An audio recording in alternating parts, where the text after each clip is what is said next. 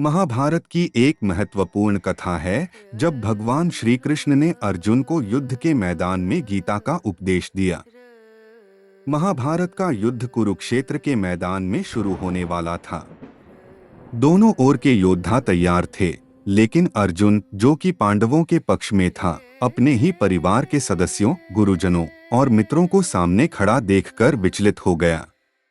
उसे यह सोचकर युद्ध करने की इच्छा नहीं रही कि वह अपने ही परिजनों का वध कैसे कर सकता है। उसकी यह दुविधा उसे मानसिक रूप से कमजोर कर रही थी और उसने युद्ध करने से इनकार कर दिया। तभी भगवान श्री कृष्ण ने, जो अर्जुन के सारथी थे, उसे समझाने के लिए गीता का उपदेश दिया। श्री कृष्ण ने अर्जुन से कहा, हे पार्थ, यह शरीर नश्वर है पर आत्मा अजर अमर है।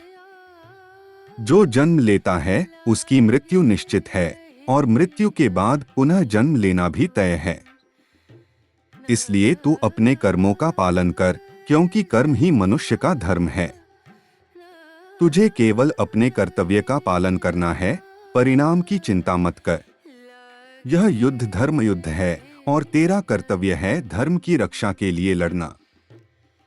श्री कृष्ण के इस उपदेश को सुनकर अर्जुन को अपनी जिम्मेदारी का एहसास हुआ और उसने अपनी शंका का समाधान पाकर युद्ध करने का निर्णय लिया। श्री कृष्ण जी का उपदेश हमें यह सिखाता है कि जीवन में कर्तव्य पालन सबसे महत्वपूर्ण है।